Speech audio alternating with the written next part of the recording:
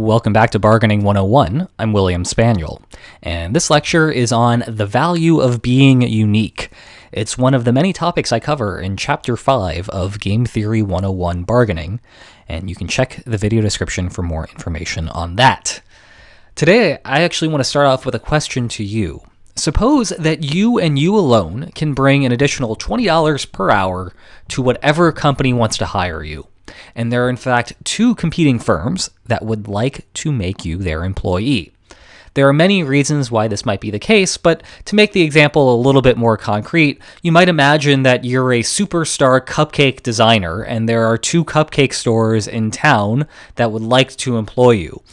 Because you're so good at designing cupcakes, whichever cupcake company, that's hard to say, cupcake company ends up hiring you, you'll bring in so many extra customers that the amount of additional revenue this will bring in to those firms is $20 per hour. And that's on top of whatever else you would be able to bring in for the company that anyone else who would be hired could also do. So there's just some sort of minimalist cupcake manufacturing that anyone can do. You can do that, but you can also do something on top of it, which brings in an additional $20 per hour. My question to you is how much of that $20 extra per hour that you and you alone are capable of bringing into a company will you actually receive when you negotiate an agreement for one of these companies to hire you? I want you to think about that for a moment. Go ahead and pause this lecture if you need to, and then in the comments section below, go ahead and write what your answer is and give an explanation for why you think that's the answer. And if you are ready, in 3, 2, 1, 0, I will now reveal the answer. The answer is that you actually get all of the additional revenue. That might be a little bit surprising. You might think that the process of negotiation between you and whatever company hires you might end up giving you a situation where you have to split that revenue to some degree with the company. But in fact, no, you get every single extra dollar that you and you alone are capable of bringing in to whichever company hires you. And the reason for this is the competition between the two firms. Because these two firms are going to be competing for your employment, there's going to be an outbidding process which ensures that you get all of this extra revenue. And we can actually see this fairly easily by thinking about what the optimal offer is for one of these particular firms. Well, suppose that the optimal offer, the top offer that you receive, the offer that you receive that is going to be the highest between the two firms. Well, if it's less than $20, what we know about this is, one, you're making less than $20 because the firm is offering you less than $20 when you accept that. And we also know that another firm isn't hiring you. And because that firm is not hiring you and is not enjoying any of the benefits that you create, that firm has incentive to slightly up its offer to you and hire you.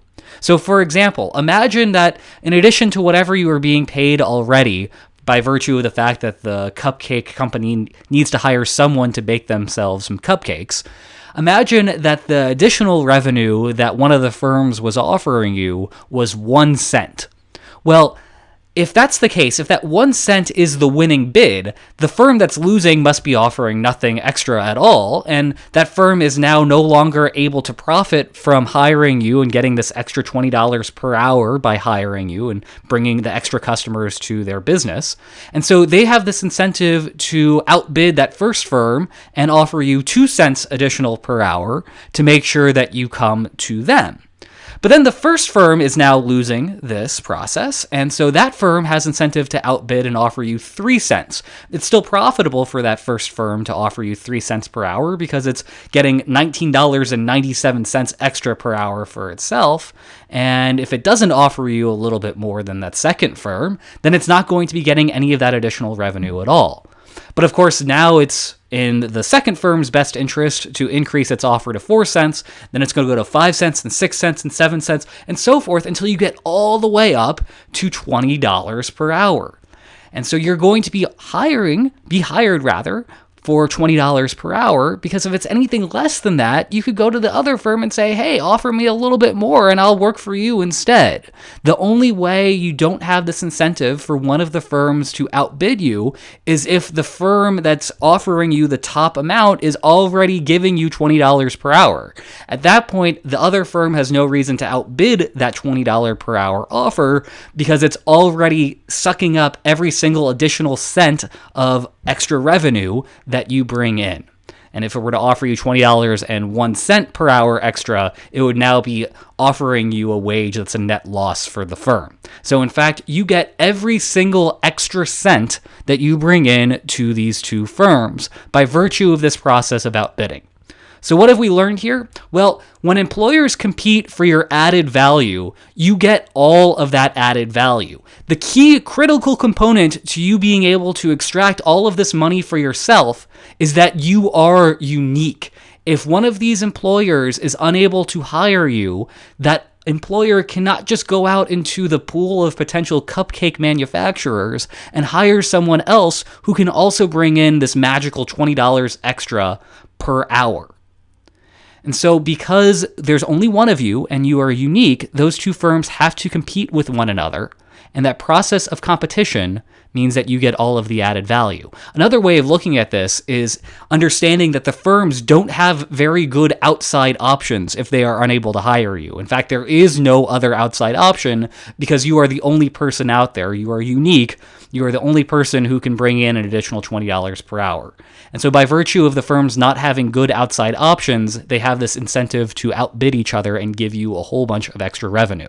So this is actually a very positive bargaining result if you're a worker. What this is saying is that despite the fact that employers seem to have a whole bunch of additional sway and extra sway above and beyond what an employee has, because they're the ones making the hiring decisions and they're the ones cutting the checks. In fact, it's not true that the employers have all of the power. If you have this unique capability, this unique quality that an employer can only get from you, and there is competition to get this extra value from you, then this is going to allow you to make a whole bunch of extra money for yourself. In fact, all of the additional money that you bring in can ultimately be added to your pocket. And in the book, I talk about this in a few different applications. One is rather silly, the McDonald's Monopoly game, when you might imagine that someone is bargaining over $1 million piece, how that might go about, and what the offer is that's going to be accepted when we're bargaining over those McDonald's Monopoly pieces.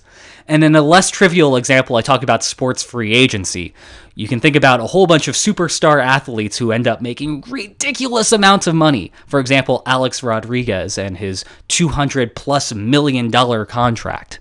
Well, the reason that this sort of thing happens is precisely because of this value of being unique. There was, at the time Alex Rodriguez signed this contract, only one Alex Rodriguez out there, forgetting about the steroids for the moment.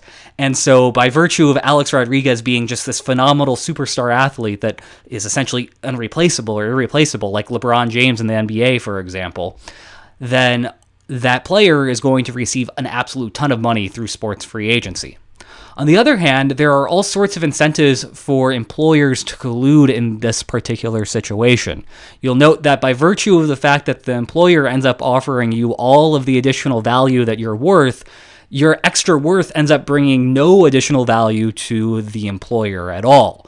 And so if you're a group of employers, you have this incentive to collude to drive down wages, and so you're not going to be competing with the other employer to give the extra additional revenue to the employee. We see this in sports free agency with various rules like salary caps and so forth to restrict and bring down the amount of money that can be spent on players.